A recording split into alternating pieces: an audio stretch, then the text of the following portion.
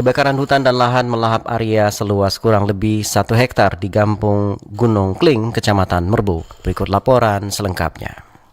Kebakaran hutan dan lahan atau karhutla kembali melanda wilayah Kabupaten Aceh Barat. Kali ini api melalap area seluas kurang lebih 1 hektar di Kampung Gunung Kling, Kecamatan Merbau pada Senin malam. Kepala Pelaksana BPBD Aceh Barat Toko Ronald Nehdiansa mengatakan titik api pertama kali terdeteksi di sekitar jalan lapangan bola Gunung Kling dan menyebar dengan cepat hingga mencapai radius 100 meter dari lokasi awal.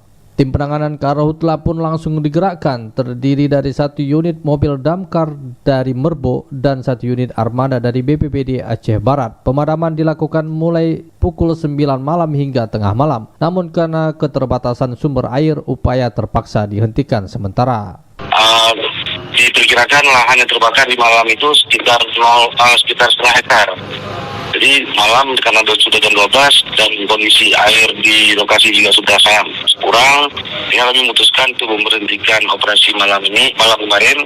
Yang lanjutkan dari pagi. Tadi pagi saat kami datang ke lokasi, lahan memang sudah makin meluas pastinya karena memang ada titik api yang belum kami padamkan.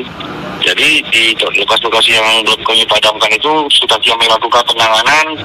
Alhamdulillah untuk saat ini sudah 95% tertangani. Meski titik api utama telah dipadamkan, namun masih terlihat kepulan asap yang berpotensi memunculkan kembali kobaran api jika tidak segera ditindaklanjuti. Kendala utama dalam proses pemadaman ini adalah minimnya sumber air dan medan yang sulit dijangkau. Namun demikian, tim di lapangan terus bekerja keras dengan dukungan peralatan seperti armada D-Max, Panther, mesin Excel, mesin Kohler, dan selang pemadam.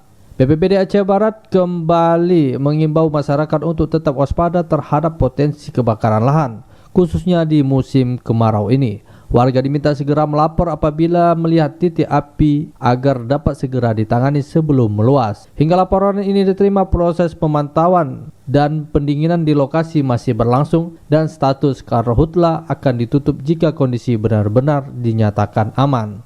Reporter RRI Melabu Ira Hamzah melaporkan.